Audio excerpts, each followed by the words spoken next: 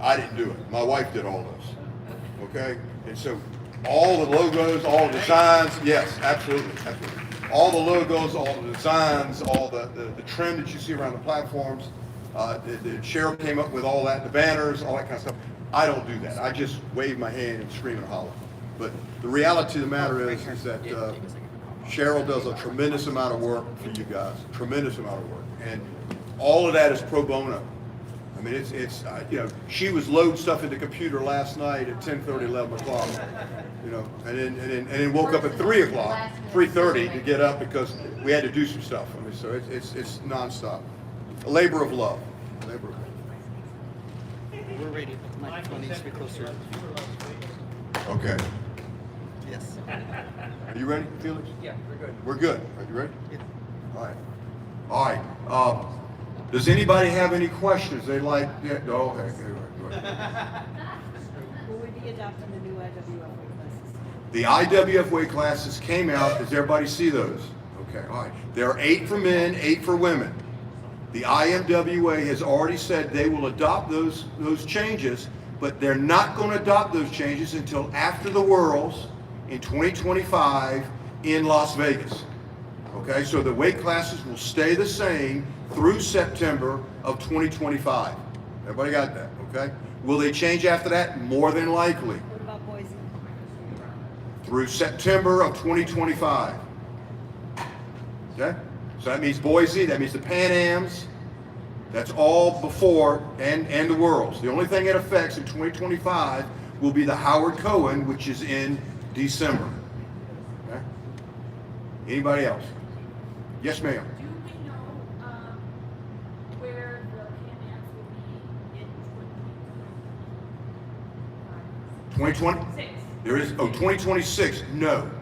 There's discussion. It was announced in Finland by the Pan American Federation that it would be in Puerto Rico. It was approved in Costa Rica for El Salvador.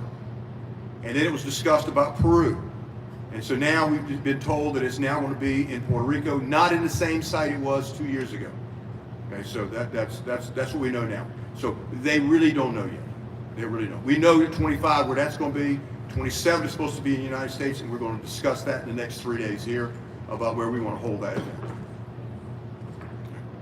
Anybody else? Can you go through again the collars in the back? Okay, want to make sure everybody understands the collars in the back. Okay, great question. Yeah, live. Okay. The equipment we're using here is Alico bars and Valor equipment. Valor is getting involved in Olympic weightlifting. All the equipment backstage, all the equipment on stage in this competition, as in all competitions in 2024, 2025, is going to be competition equipment, not training equipment, competition equipment. So everything is competition backstage and on the main platform. So you'll be warming up on Alico bars, you'll be lifting on Alico bars. The reason for that is that their equipment, their bars, is a little sharp. And that's going to rip up hands. So they got to change that. So we're going to give them until the Worlds come up with a different design for the bars. Because it is a new system, the equipment fits really good, but their change plates are not friction change plates.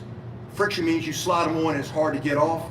That's a friction plate. So therefore, my advice is to use the collars that are supplied by Valor backstage for every platform for safety reasons. Okay? All right, so.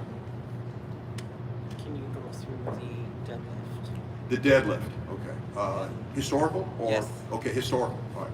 The deadlift is something that we talked about for the last year. My wife is involved in powerlifting. She likes to get involved in those types of things to round out her athletic prowess. And we discussed bringing in the deadlift, and we decided that that's something we would like to explore. We discussed this at the World Championships in Finland with the IMWA executive group, and they were thrilled about it. And they suggested that we do this in the United States at the Howard Cohen, which is exactly what we're doing. And when we had a Zoom meeting with the IMWA officials just a couple of weeks ago, they were real interested in what was the response from the United States Masters at that event. We're about 30% of all the lifters that are competing this weekend are competing in the powerlift and the deadlift. 30%. They were stunned with that number. That is huge. They are now going to do this event at the World Championships in 2025. It is open event, which means you don't have to compete in it. Will they give a separate medal for this? Yes. If the competition is over 300 athletes, which we know it will be, then there will be gold, silver, and bronze in the weight classes and age groups, just like they have in anything else. So there'll be a double event, double meet, double. So you can be the world champion in Olympic lifting and the world champion in super total. All right. So it is something that's going to be brand new. They're very excited about it. We are very excited about it because it gives more opportunity for more things to happen for Masters. And if you don't want to compete, don't compete. Good. Can you talk about volunteers? This sport is tough to put together. I mean, you know, what you see here set up is tough. It requires a lot of help from a lot of people. Some are paid and some are volunteer. They actually give time and everything else to come here and help set up and break down and everything else.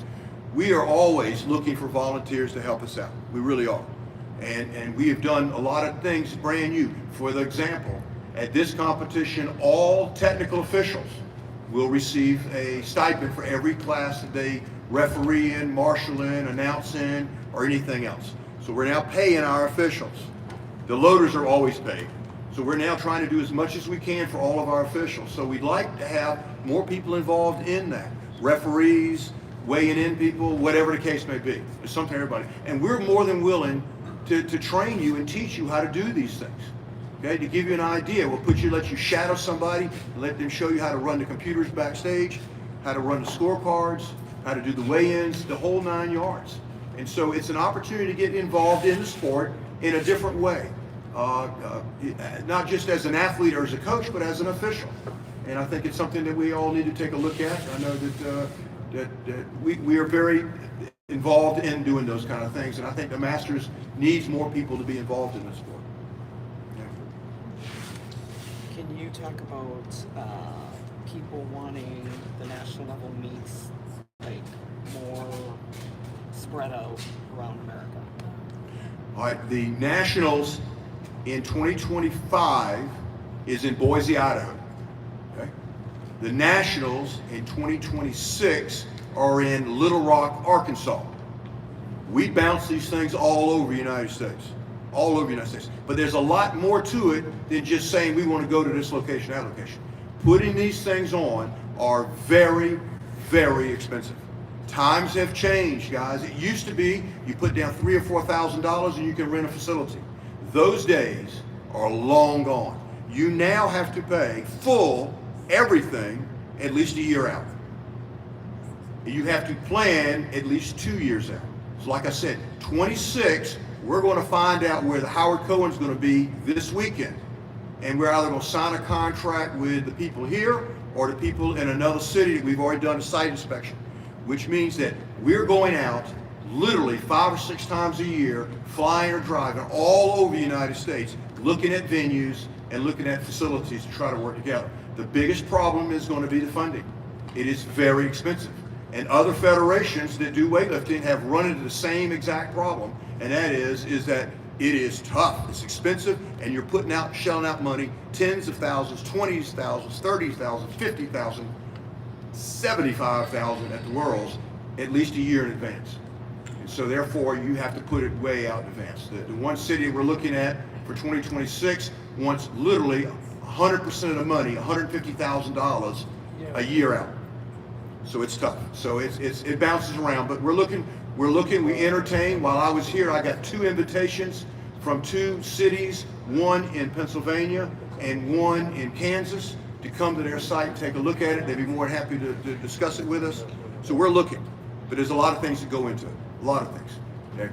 You know, to give you an idea, you just take the number of contestants and you multiply it times the money, and that's what you start with. So if you're only going to have $75,000 coming in and your facility's going to cost you $80,000, you see where you're at right off the bat. Okay? And trust me, they're all expensive. They're all expensive. The days of high schools and whatnot are gone. Gone. Are there any plans for regional regional qualifiers for next year. The board of directors of the USA Masters has started the discussions on this, and we have gone at this thing and looked at it and discussed it, and we're still working on it. There's still some things there we've got to do. We're trying our best to increase the number of competitions. It is incredibly difficult to do that. You know, I mean, it's not the easiest thing in the world. We've got 1,100 members in our federation, 1,100. And so when you take a look at the 4 events we have, that's 4 events that we do every year. You're trying to add 1 or 2 more of those, and it becomes a little bit more difficult to put together. So yes, we're working on it. We're not comfortable with it right now, and we're not going to do anything until it's comfortable for everybody. If people want to hold an event, what do they do? If you want to hold an event, contact us through the website and just say, we would like to hold an event. We held an event in Savannah this year. I think we had, Cheryl, how many? 25, 30, whatever it was, 30 contestants lifted in the competition. So, Somebody's hosting one in California. yeah, California's holding one in a couple of weeks. So, you know, the places are getting involved with it, and we're supporting as much as we can. Right now, my concentration is this meet and in 2025, which is going to be crazy, as you can imagine. All 4 events in 2025, for the first time in master history, is in one country, the United States. All 4. First time.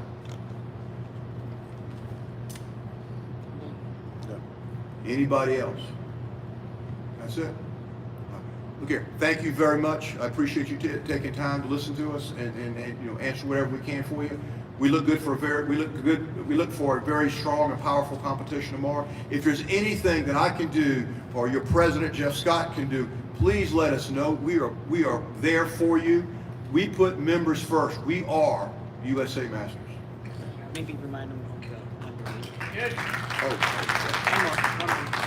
All right. Member meeting is tomorrow night, right after the last session, the powerlifting session. That's open. All of our stuff is open. Thursday night is the board of directors meeting. Board of directors is open. We have nothing to hide, nothing. Okay? So everything is transparent. It's there for you. You ask whatever you want. You take a look at anything you want. It's there for you. All right. And will that be here? That will be here, right here after the last session. All right. All right. Thank you. See y'all tomorrow, 8 o'clock weigh-in. Lifting starts at 10. About to go have food.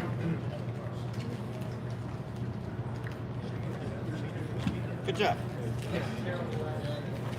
Oh my God.